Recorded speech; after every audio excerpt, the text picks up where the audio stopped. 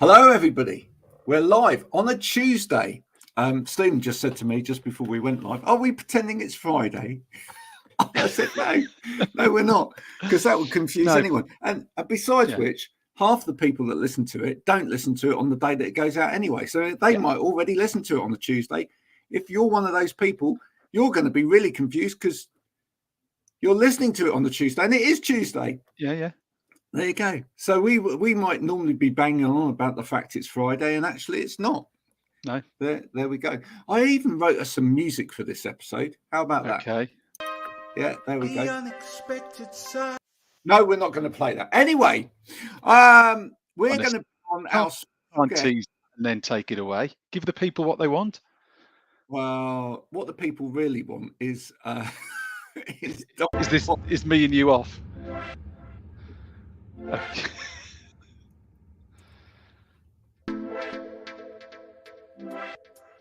All that, no, we won't play anything like that. That was our original theme tune, wasn't it? That was that was our original theme. How we've come along since then. How we've devolved over the years.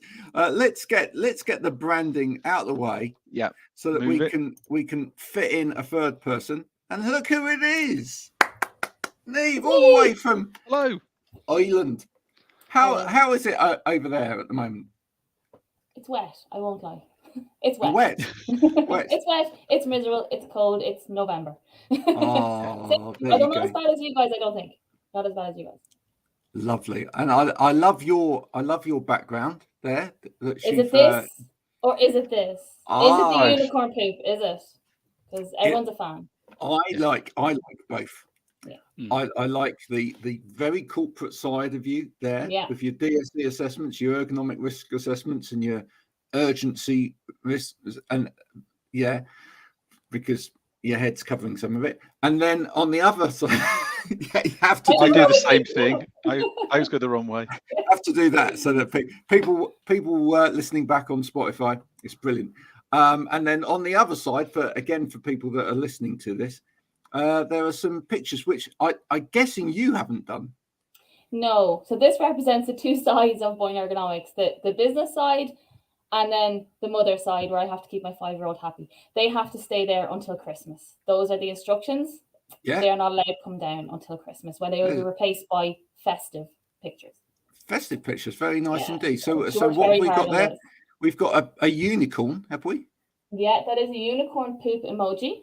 Yep. Colored like a rainbow, for those who can't see it. And then there's a cat who is also colored like a rainbow. She was sick a little while ago, so she the whole day here with me, and she just colored about 15, 20 pictures. And there's more behind me, and there's more over there. They're everywhere. Oh. They bring a bit of joy. And how old do you say your It was my youngest, so she's 5. 5. So big into coloring. Yeah, absolutely. Now, listen, as someone, because we've discussed that on this show before, as someone that is a mother as well as an ergonomist, how important do you feel it is that youngsters learn about ergonomics from a really young age?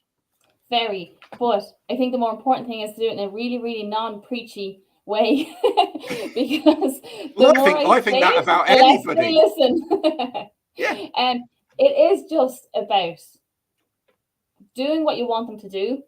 So actually modeling it yourself so they see it, and making sure that they have what they need, that doing it is actually the comfortable, easy choice.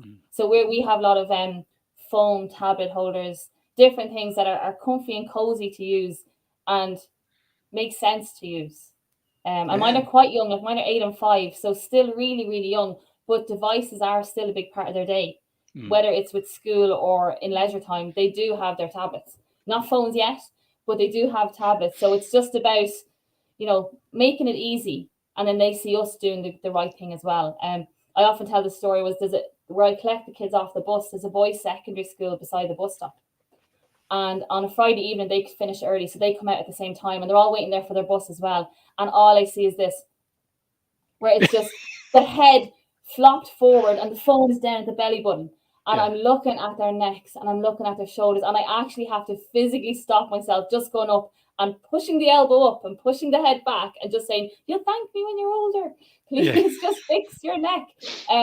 Because they're all looking down, they're all leaning forward, the shoulders are tight, and they're only like, don't know, like what, 13 to 17? Mm. And you can see it already. So it is really important, but you can't be too preachy about it.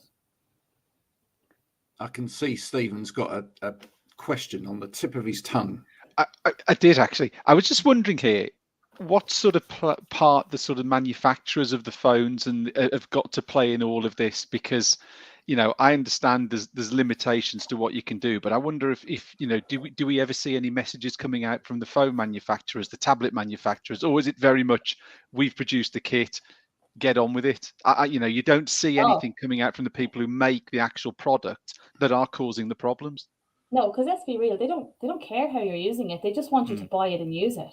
Yeah. Anything further than that is outside of their remit. They don't have an interest in that. So it's left to people like us and further down the lines, like the physios and the chiropractors who are going to try and correct these problems. Yeah. You know. Well, it's interesting. I mean, I use a Mac. I don't have an iPhone at the moment. I use a Mac, and I have to say that Apple do, in the back of their manual, when you buy a Mac, they do have a bit on ergonomics. Okay. They do actually tell you this is how you should be using it, and you know, make sure that you take a break on a regular basis and watch your eyes, and you know, and this is where the screen level should. So they do cover that. They're as far as I'm aware, and other manufacturers might be doing it, but I don't own their equipment. They are actually doing something. I haven't, however, any time that I've had an iPhone in the past, can't say the same happened for the phone. Don't think anybody was putting instructions in the phone packet saying, you know, if you use this, please be aware of the danger. You might walk into a wall. Yeah. You know, yeah. You're answering the phone, looking down. You're not looking where you're going. One day, I'd love to see someone actually fall down the manhole cover. Not because I'm malicious or anything, just because it would be quite funny if someone was actually texting away on their phone and fell down a manhole cover. Because let's be frank, apart from, you know, the damage it can do over time, it's actually dangerous anyway. How many people step out in front of cars and stuff like that during the day, or in front of cyclists, or whatever, because they're you know, using their phone. And you'd think with the technology, wouldn't you, that things like, you know, the amount of push notifications that you get sent from an iPhone every day, you would think there was something they could incorporate quite easily as like a little daily prompt, a little daily reminder about what you're doing, how much you're doing, and all that sort of thing. So they've got the ability to do it. I guess it's have they got the desire to do it, isn't it? I do believe that the new iOS, with its little bubble system or whatever, you can set it to prompt you to take breaks. I do believe you can do that. Okay. So it's but you've got to do it. You've got to. But if you think about the technology as well, like I will say, firstly, I have seen ads in Asia where they do highlight. Now it's not from manufacturers, but they do highlight the dangers of walking down the street, looking at your tablet, looking at your phone. But I think with technology and all that it can do now, surely there is something that they could put on the phone whereby if the phone is on and the screen is active and you're mobile, well, then every now and then, surely something can flash up where it blocks the screens and tells you to pay attention, or are you paying attention? Pay attention to your surroundings, or something could be put on with all the technology that exists now. It does do something with my iPhone when I'm driving. And if I've got it connected, I don't know whether it's connected via charger into the car or whether it does it independently, but it does there is the setting where if you're driving, it won't allow notifications to come through. So it makes you think, is there something they could do, particularly around if the phone is actually moving? So as you say, if someone's actually walking, can it do something to stop some of those messages coming through, or a prompt or something? Yeah, like I even know my phone, when it's connected to the car, if I touch the screen in my car 3 times, that's it. It actually won't, and it will pause and tells you to look at the road. Yeah. Even if the car's moving and I touch this to look, I'm flicking for a song or something, I can only do it 3 times, and then it actually pauses and won't let you touch it for a little while until the pause break is over. Because it's safe, you know. One day, Stephen, we're going to have a policeman on this program, and because I want to talk to them about all of that, because I'm fascinated. I watch all of these police programs, you know, like 24 Hours and the Motorway Cops, all of that. I love all of those programs, but you know, quite rightly now, they now say, oh, we're going to stop that person because they were on their phone, and they weren't actually on their phone. They were just tapping their phone screen or whatever. And they say it's zero tolerance now. Mustn't be doing anything on their phone, right? Yeah, the police, there they are, 140 miles an hour down in the fast lane on one of these programs. It's like, how's that any better? Yeah. How's that? You know, touching two sides of your radio thing, and how can that be any better than actually being on your phone? Anyway, I'd love to talk to a policeman about that and understand exactly why that's okay and when the other isn't. But so. I think I'm sure they love that conversation. Of course they wouldn't, but you know, I just feel it has to be brought up. Yeah. So are your little ones ever telling you off? That's what I'd like to know. Yeah, great. Yeah. So we've got some budding ergonomists in the house. I have, yeah. I have one who likes to put on my headset and pretend that she's talking to people here. Like she hears me talking to people sometimes, and typing away, asking them what's wrong and did you check your chair? But yeah, you do. Like if I'll often walk by sometimes and I might just slot a cushion underneath the phone stand because I'm going, oh, that neck doesn't, Mom, just pop a little cushion here. And I had one walk by me, my oldest actually lift my elbow one day when I was looking at my phone. She just pushed up my elbow and I just started laughing. I was like, it's sinking in slowly, just subtly getting in there. We'll see if it lasts though. Oh, that's tremendous, isn't it? It's lovely when they kind of like going, yeah, look, Mum's doing it wrong. Yeah. Do you think, though, that, I mean, I don't know, you say your children are always on tablets and what, do they watch things like YouTube and stuff like that? And sometimes, YouTube Junior, the kids one. They're not allowed on normal YouTube. Okay. So they follow people on there. Do you think part of it is that we need to get through to influencers? Yes. Yeah. They are still, as by their name, they are very influential and it's such a young, impressionable age. You know, especially the younger ones, like a lot of mine follow what do you call them? I won't call them artists, but people who like to repurpose toys, people who like to repurpose squishies, as they're called. And that's all my daughter watches. All into this. And okay, hang on, this is brand new to me. What is this? I'm clearly missing out on so something. Like there's fidgets, squishies, anything like that, right? So there's a massive thing where like you can buy boxes of different types of fidgets, and they will be some are squishy things, some are like little snake-like things that you can twist like that. You can even have like a tube that like looks like the thing that you put on the back of your tumble dryer that takes the hot air out, but that's a toy, right? Because it's brightly colored and you can go it's anything you can fiddle with your fingers. You remember those poppet things as well? Yeah. They're still here. That's a fidget thing. It all started with a little round on your fingers. Oh, hang on. I'm sort of you got one there. You got one there that you got from a trade show, undoubtedly. Hang on. Does it light up? Is it sort of this sort of thing? Yeah, that was the beginning. That was the beginning of it all. And now there's a myriad of different things like that. And these people on these shows, they unbox them. They talk about them. They show you how you can do this, that, and the other with them. And they tell the kids which ones are the fake ones, which ones are the real ones. They know. They go out and they go, no, don't buy me that one. That's fake. That one's the real one. It's like, how do you know all this stuff? It's because it's all on YouTube. But the point is, they get right into it. Mm-hmm. And for me, it's about if you only could get these people on these shows actually going, right, look, I'm on my laptop now. Look, I'm using this. Yeah. This is brilliant, isn't it? Yeah. Right? Then the kids will be, that's brilliant. I need one of those. Yeah. Or this is how I record. This is how I'm set up. Or even if you got someone on who, like, I'm thinking of one of the people my eldest follows, she repaints everything. Anything she has, she repaints. So you got her even to repaint some, like a mouse, a keyboard, personalize a laptop stand. They don't work anymore. Really, really silly, but it gets in there. It gets in there.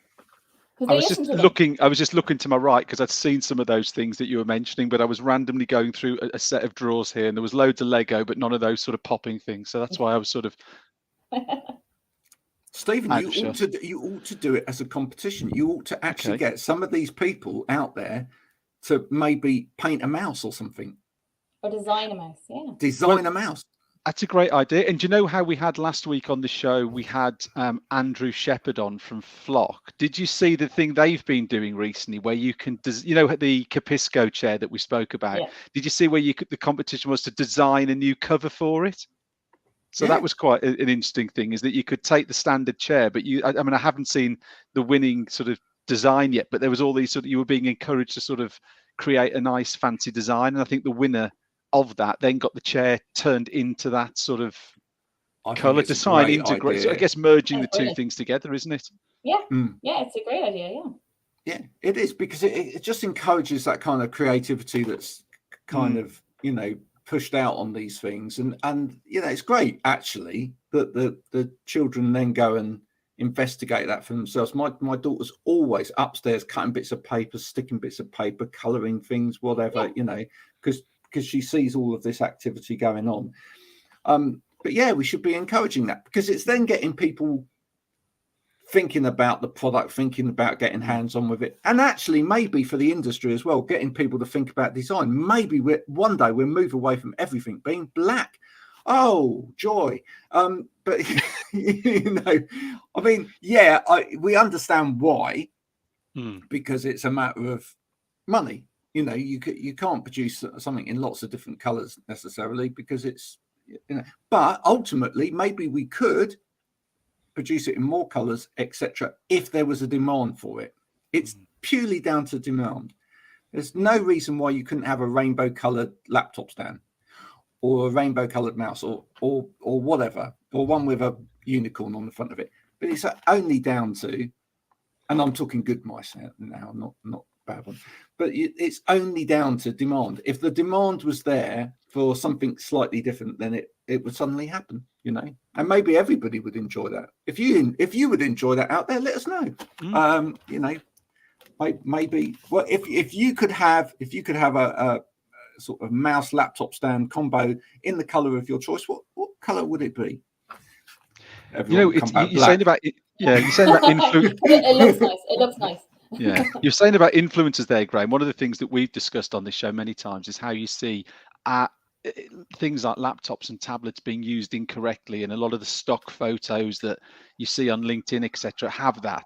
What we need is that dial to turn, don't we? So we need the stock images. But we've discussed this, and I'm still not convinced we've actually been able to move it on, because you still see them every single day, those same stock photos, and you think, how do we crack this? How do we get the message across? Is it because they don't like how the product looks when it's set up correctly, and they don't think it looks as nice? They prefer, oh, hang on, I just want the picture of the laptop. I don't all want these bits and pieces. So how do we sort of break that cycle of poor imagery? I think part of the problem with the laptop thing is the fact that people are actually taking a selfie. Okay. So they're not, what they're concerned about is the angle of the face as opposed to anything else. And of course, if you raise the screen level significantly on a computer, then actually you might obscure part of the face. So it then determines the angle at which you can take the photograph, because a lot of the time when you see these things, it's like someone kind of slightly looking to the side with the laptop kind of there. It's like, yeah, look at me, I'm working. Okay, how cool am I? But if suddenly there's something there, it's like, oh, you're looking at that, not my face. Come on, look at my beautiful face. I mean, we're on various platforms at the moment, including LinkedIn. Look how many selfies are appearing on LinkedIn now. It's kind of drives me nuts some of the time. It's like, look how creative I've been today. I've taken a photo of me.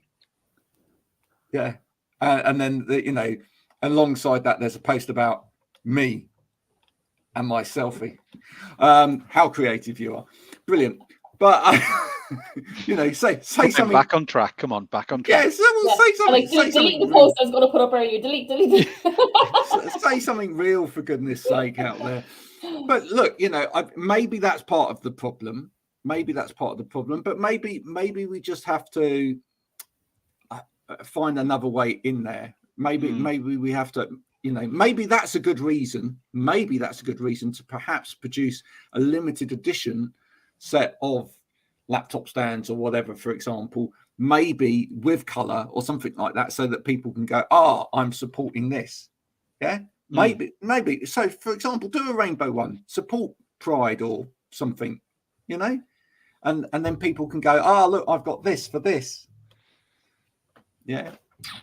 I think the point you were saying, Stephen, there about they don't like how their product looks when they're using it properly. Well, then maybe make nicer accessories that it will look good when you're using it properly. Because, like, I find that all the time. If I'm looking for images to use in posts or to use in blogs, if I take, for example, the sit-stand desk, a lot of this is you'll have a person sitting on a desktop computer, the person standing is on a laptop. And I was like, well, I don't want to use that picture because I don't want to promote laptop, use like that on this. Yeah. So you're trying to find the image, well, to get it right. There is a very, very limited amount of decent, good stock. You end up just taking them yourself and using your own. Yeah. Because there's just so few good quality stock images that show a product actually being used properly and safely. Yeah. Maybe we should target photographers as well. Maybe that's something we will do. Maybe we should target photographers, and we should maybe create a photographer creative competition as well, to say to photographers, here's some kit.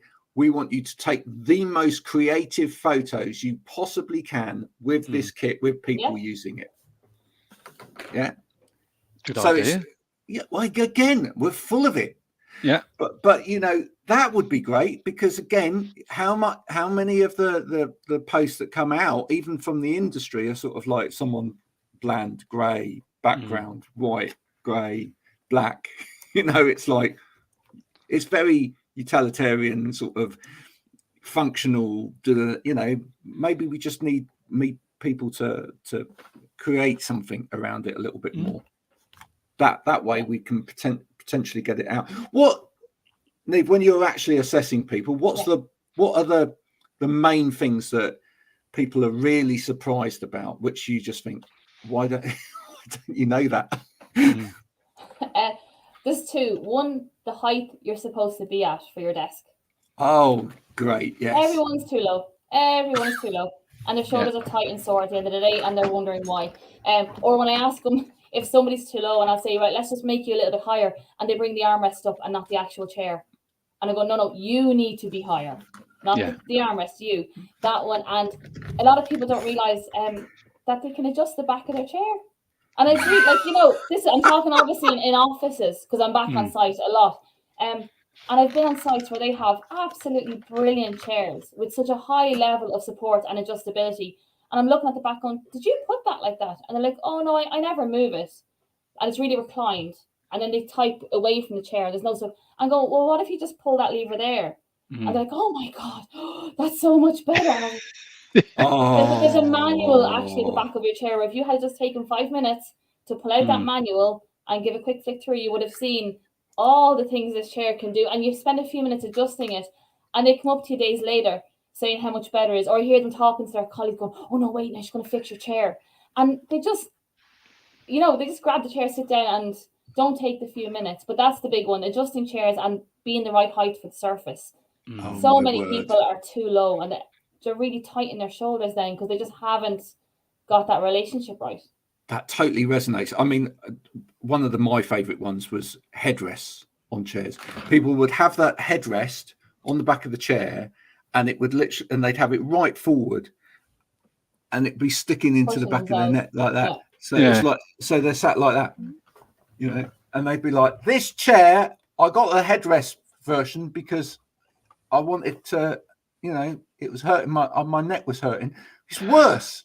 It's worse now. Of course it's worse. Look at what, people don't look at themselves when they're sat in something. Is it down to fear? Is it fear and yes, reluctance to actually adjust? Look at those 6 levers on the bottom. I don't know what to do. Oh, I'll just sit here all day. Is it just people are still scared to make those adjustments themselves in case they might break it or they can't put it back or whatever?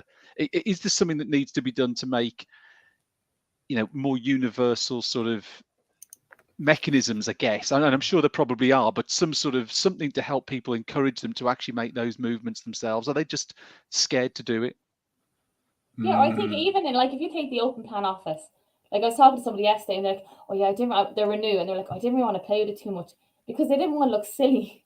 in the office with people in case the chair went flying or they went flying, or and they just didn't actually want to look silly in front of their colleagues who obviously all knew how to adjust this chair, which none of them did, but they didn't know that. So they didn't want to look silly playing around with the chair. And you're like, but it's not silly. It's really, really important.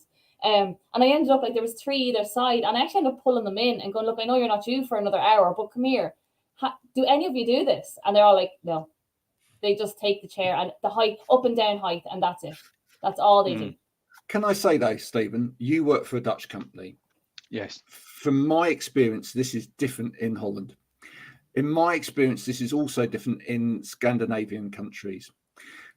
This is a very particularly a Great Britain, Ireland problem, right? Because we don't think we should move at work at all. Yeah. We really don't think we should move. We think if we're seen to be moving, we're not working, or that's the perception that other people have. When I've been over to Holland and I've been in some Dutch offices, people are sitting in their chairs. They're like, hands behind their head. They're stretching out. They're like, hello, yes. They're like, they're very, very big movements of the arms. Where was that? Sorry, where was that guy from there? That accent, was that like meant to be Dutch? Yeah, it was, but there you go. Okay. Yeah. Other versions of that are available. Right. Yeah. But the point is, no, I'm useless at it. It doesn't matter. You get the point. Yeah.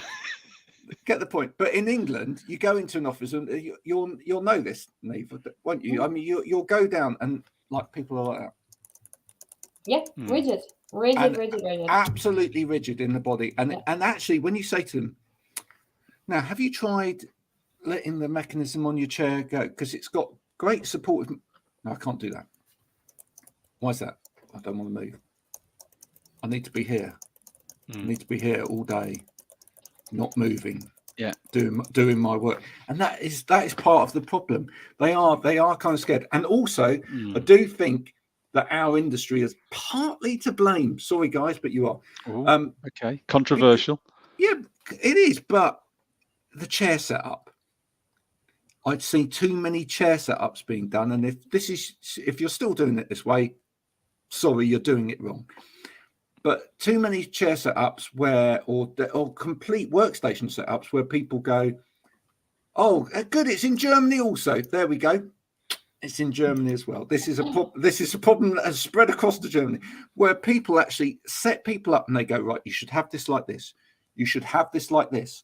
The chair should be, right, I'm setting this chair up for you now. And then afterwards, people go, right, I've been set up. Don't touch it because I've been set up. That's not what it's about. They haven't actually been taught how that chair works or how to use this stuff and adjust it as they need to throughout the day. I've done it for you, and that's it. Yeah, it's been done for them, so they are now right. Yeah. How do you counteract that? Yeah, what I normally do, I take them through. Like, I will literally sit with them and go, here's what your chair can do. How is it comfortable for you? Here's how I would have it if I was using this desk, but you're using this desk. So how is it comfortable for you? And here's the monitor arms. Another one is a lot of the monitor arms some of them are fantastic and they have such a great level of adjustment. You can have them any which way, but people just kind of pull them up and down or in and out. And they don't actually adjust the bottom part that you can change the whole screen position to give yourself more room or to accommodate another screen. So I'll say, well, do you know you can do this? And like, if you move this way, look at the difference this makes. And especially now, I think it's really important with hot desking. Like, hot desking is a little bit of a bugbear of mine. I understand in the time we're in why offices go for it. But a lot of people will hot desk and they have no clue how to adjust everything. So they do just tiny things, height the chair, height the screen, and they don't know the full range of movements that the monitor arms have. They don't know the full adjustments that the chair has because, like you said, no one's ever shown them. They just set them and then send them on their way. Or say, try and replicate this tomorrow when you come in and sit at the next desk. But they don't know how. Stephen, does some of this sit with facilities managers and the whole facility management community? In essence, if they are, by definition, are they the people looking after the hot desking area? Does it need someone within that business to take it on? or is it just something that falls between the cracks and it isn't his job and it's not in that area? Oh, they can just carry on. Does it need a sort of I guess a champion within each business and potentially facilities to sort of say, actually, you need to do this. This is how you do it. Very, very straightforward, and everyone needs trained, and maybe trained on a regular basis so it sticks, so it becomes a habit. Maybe if they're shown once, they just forget about it, and this chair looks fine. I wonder if that's again getting to the reason as to why it happens. I think the educational piece has to happen on several layers, and I do think it actually also has to happen. I think we have to break down this. I think we have to break down the problem between the workplace assessment being done and the stuff being delivered. So I think that the people that are actually delivering, installing, putting this stuff in, etc., I have to say, I think overall they need better training, because I think, too much of the training is teaching them, you can do this to adjust this, you can do this to adjust this, etc., and then they kind of just sell it like that to the person, right? And it kind of goes against what the assessor probably was saying to them at the time, which is, I'm going to provide you with this kind of chair, and it will do this, it gives you this kind of level of adjustment, etc., etc. And then somebody comes in and goes, right, you're back set now. No, that completely contradicts. And probably, because someone's going in to do the setup, etc., the facilities managers are not getting that training because they probably feel that that's being done.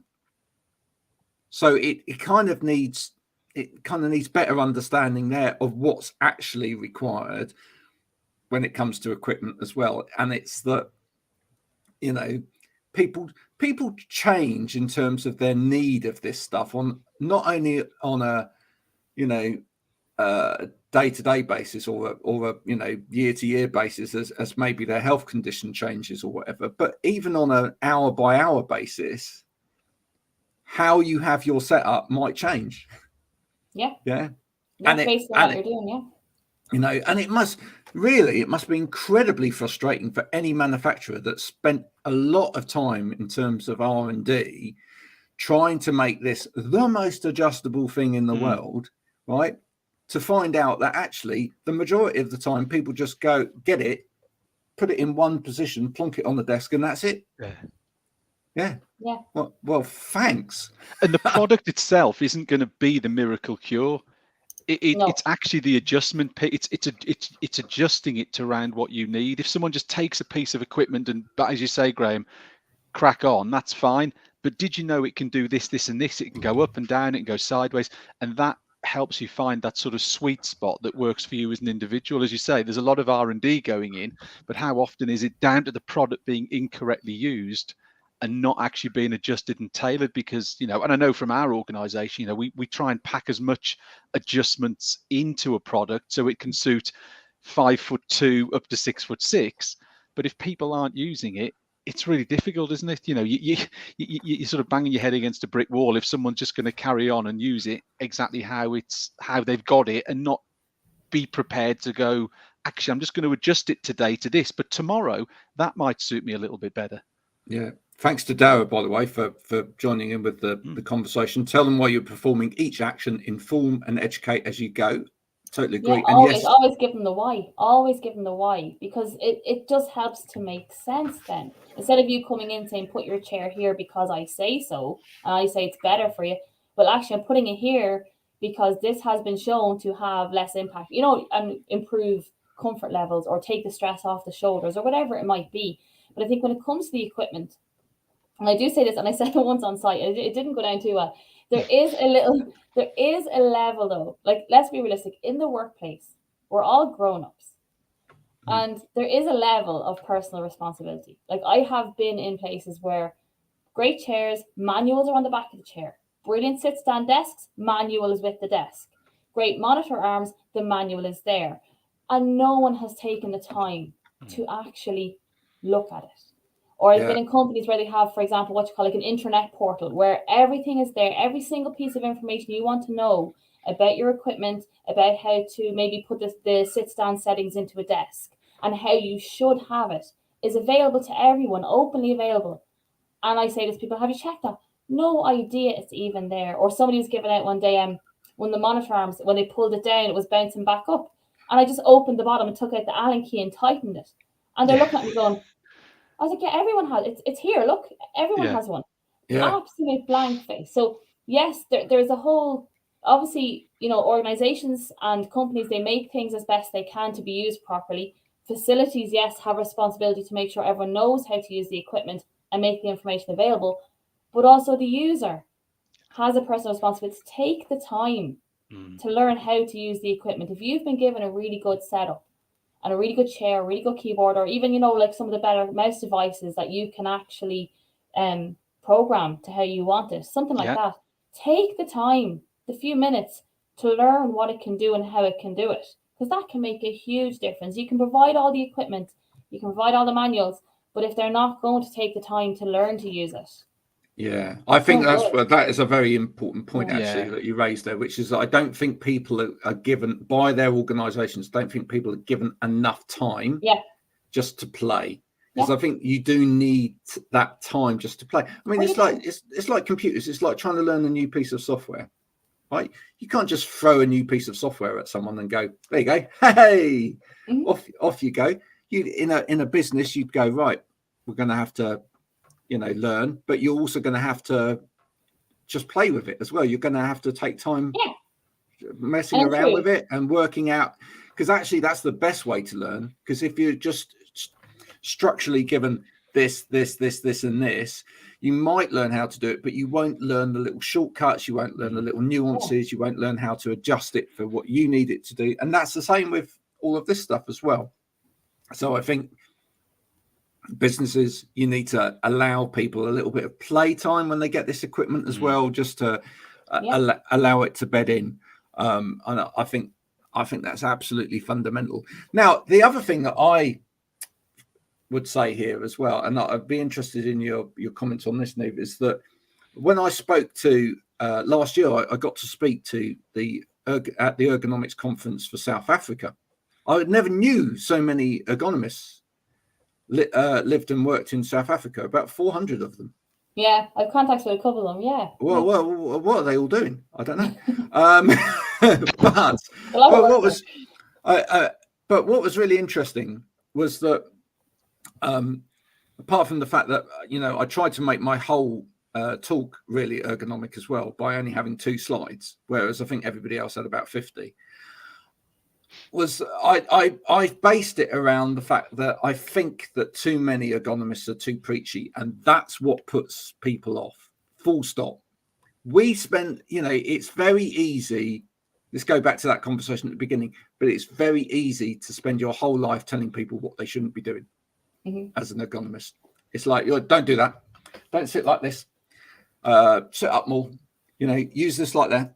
And it all sounds like it's like back at school, I'm being told what to do, and may become people react to that a little bit. And I found over the years that one of the best ways to deal with people that you knew were going to be really difficult was actually to listen to them first, as opposed to try and tell them what to do. So you mentioned the kind of sitting too low. The amount of times that I got into an office and someone was sat like that, right back, that whole back bent in the chair and whatever, and they went, that's the most comfortable position for your back, and you could say, well, no, it's not. Don't do that. I used to try and start from their perspective and go, right, okay, you want to sit back, you want to lean back in the chair when you're working, etc. I can understand, why do you find that more comfortable? Where was it hurting when you were sitting up, as opposed to when you're like that? How does that make you feel more comfortable? Quite often, you could then start to rationalize it. You could go, okay, well, actually, there's less pressure on the lower spine not at 90 degrees, but when you are at around about 135 degrees. However, the only problem you've got now looking at that is that your arms are up here and the monitor's up there, and yet you're now putting strain on your shoulders and your neck. So how are we going, and then put it back to them. So how are we going to sort that part of the problem out? and then they'd go, oh. So, then you can start to have a conversation. Yeah. Whereas I think too often it's kind of like, no, sit at right angles, sit like this, and then people are like, yeah, but that doesn't work for me. Do you agree? Yeah, absolutely. And I'd often say to someone, I walk up to a desk, if you take, for example, somebody who's a screen in front of them and the laptop down on the table and they're typing on the laptop, I'm like, oh, is this how you work? Yeah. Why do you work like that? And then you'd be like, oh, okay. Oh, yeah, that makes sense now you say that to me. Okay. Like, and then, or like that, why do you have your chair sitting this way? And why is that not comfortable? And if it's not comfortable, something's wrong somewhere. And then you're going to try and fix it. And as I say to them, look, we're not robots.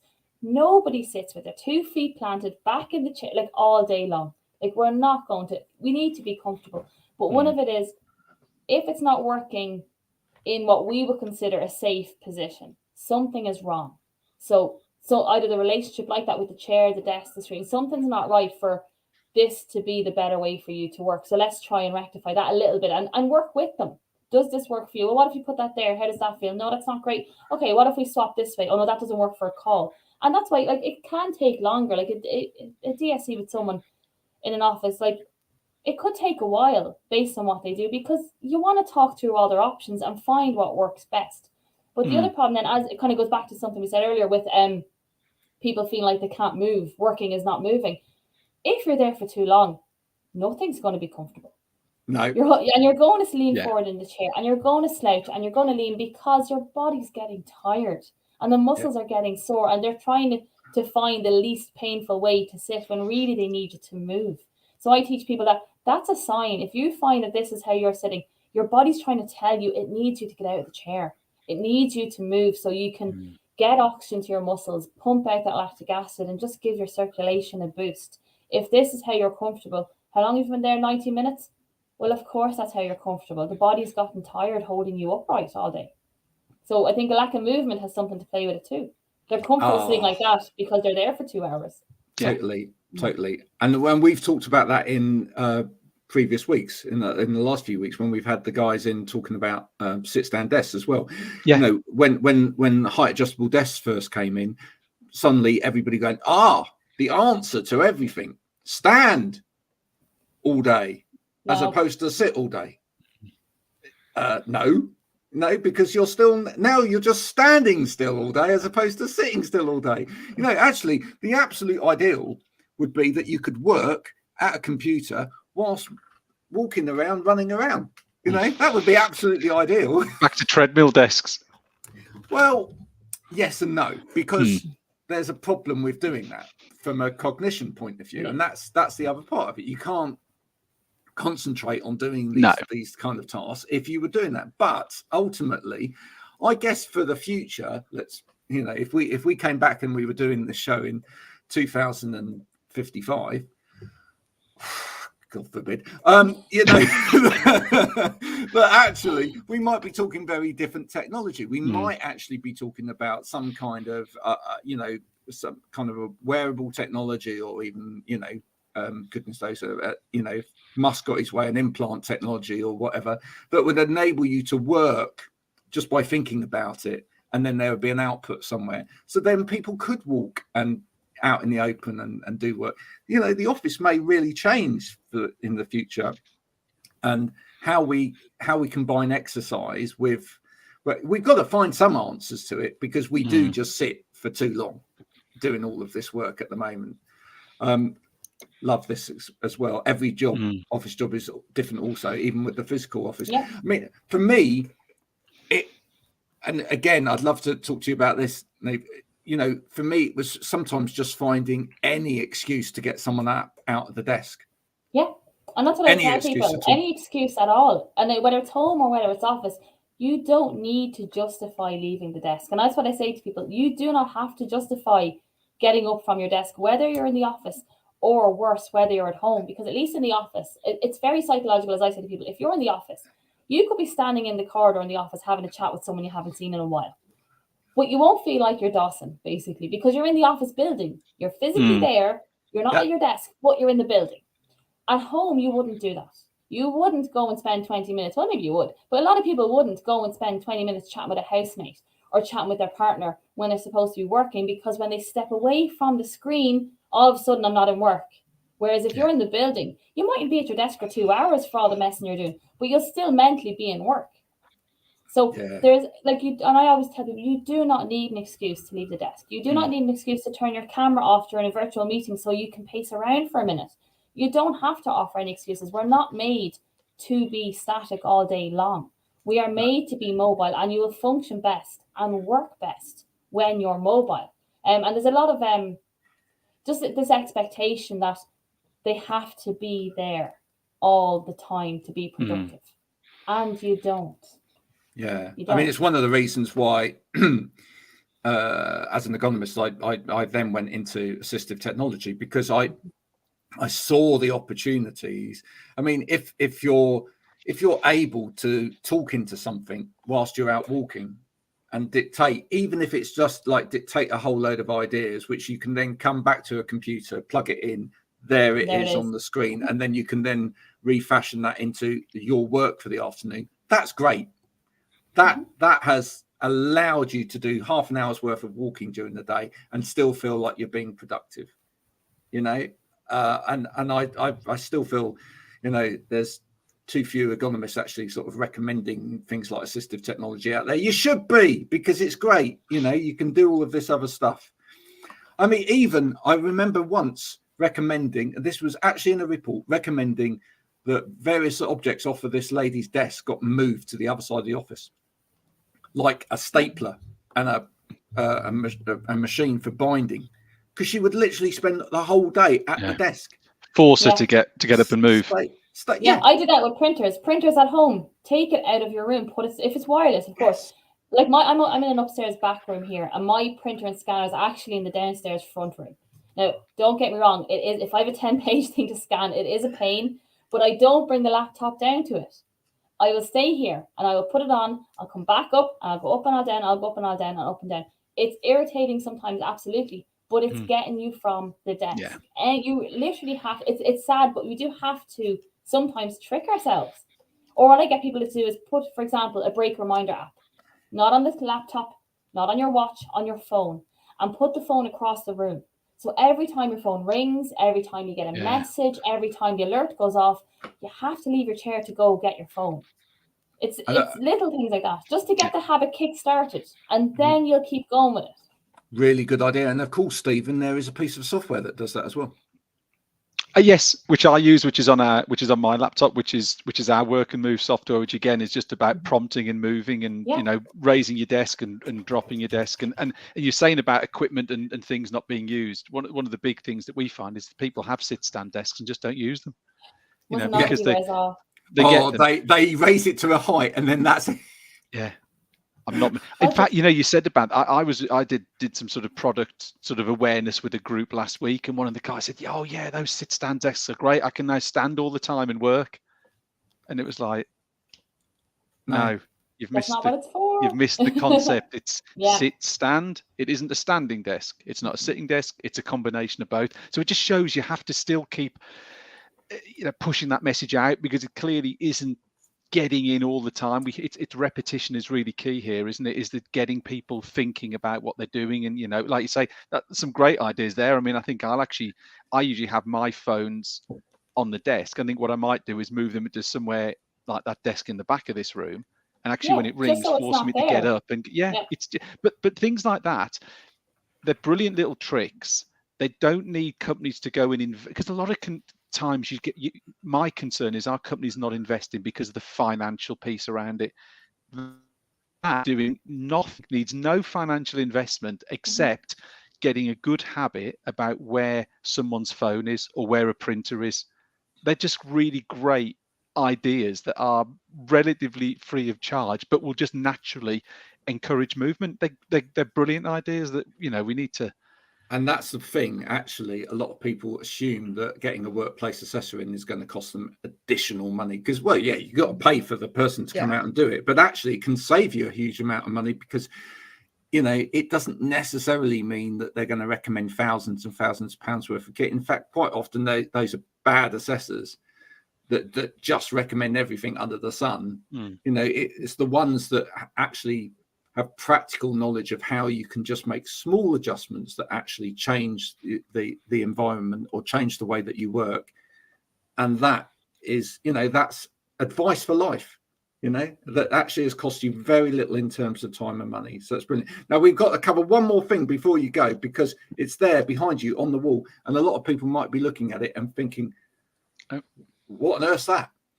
Which is pregnancy risk assessments. Now, that isn't just for anyone that that's been looking at that and wondering. That isn't about how you stop becoming pregnant at work. That's not what that's that's not what that's about. All right. No, so we can just categorically shut that one down. But do explain. Yeah. So it is literally like a pregnancy risk assessment is where we go into the workplace and identify the additional hazards that are there that could impact the pregnant person and the fetus. So if, for example, with the DSC, again, everybody is at risk of discomfort with static postures, but more so when you're pregnant.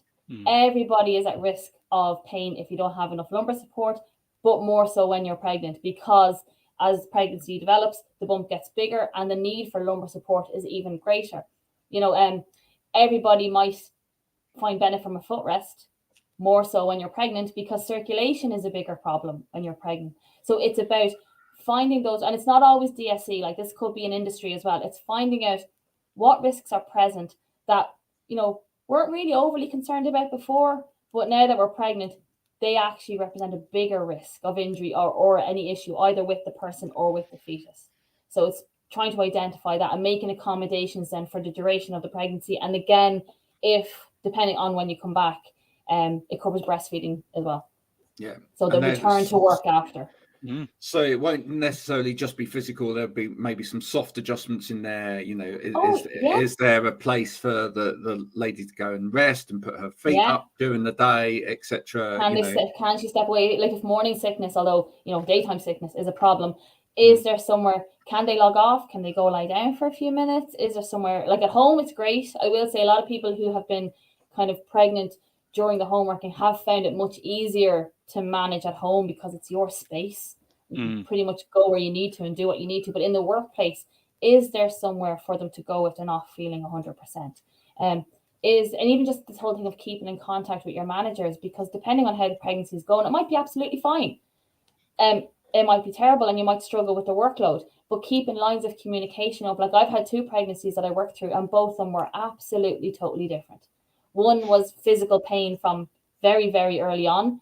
The other had absolutely no physical pain, but just pure nausea and exhaustion. They were absolutely totally different, and different accommodations were needed to kind of make it through until I was finished and could go on maternity leave. So it's very different for everyone.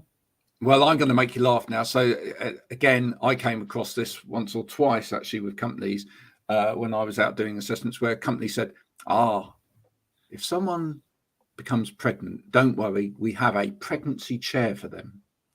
Not the pregnancy chair. Yeah. That gets passed around the office for everyone. Or the pregnancy cushion that gets passed around. Okay, everyone. I understand some people who are pregnant may get, coccyx pain, for example, because, the position of the pelvis means that the coccyx may actually protrude, during pregnancy. So actually, discomfort through the coccyx area may happen. But just buying a chair with a coccyx cushion that may be slightly bigger than the other chairs or slightly more cushion does not mean you have completely and utterly done a risk assessment for somebody who's pregnant in the office. So please, if that's you, perhaps talk to Niamh about.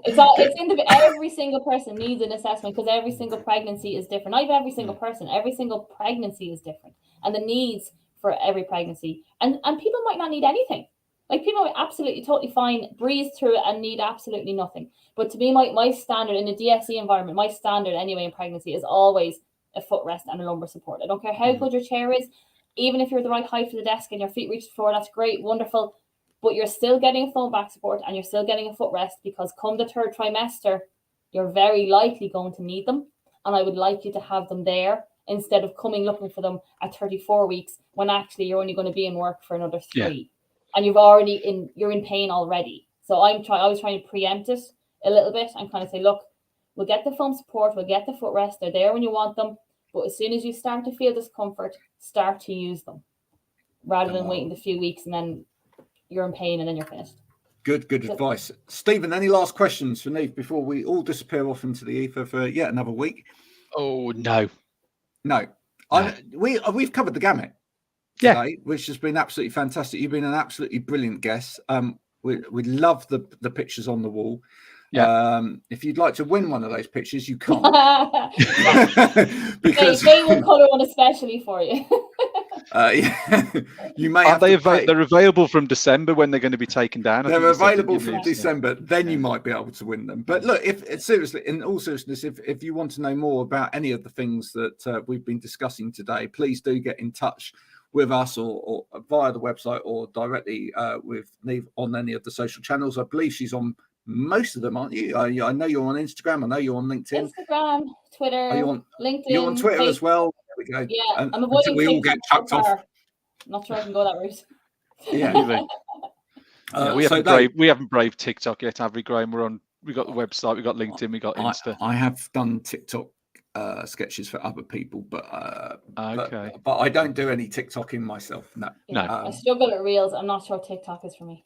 It's enough. If you look hard out there, folks, you will see me dressed up as different characters on TikTok. But that's a reason to join in itself, really, isn't it? That is definitely a reason to go looking. Everyone's going to go looking now. Don't forget, actually, folks, that you can now follow us on the Insta. If you'd like to do that, we'd like to know what you're doing out there. Again, the offer goes out that if you have got a really bad situation going on, whether in the home office or in your office, do send in your photos, and we'd be pleased to, and one week, actually get some guests in to assess that situation and help you out with that. And there may even be a prize for the people that we pick. You can also catch up on previous episodes of this on Spotify and on the different channels, and the place to go to catch all of that is wowergonomics.com. And the Instagram handle is wowergonomics. Again, it's fairly straightforward. And next year we probably will have t-shirts with it on, so you completely won't forget. We will be back at our usual time next week with more of the same. This episode as well is going out as well on Friday. So if you're seeing this on Friday, that's because we put it out again. And until next week, thanks to Niamh for joining us. Thank you very much. Thanks to Stephen, and we'll see you again very shortly. This has been Wow Ergonomics.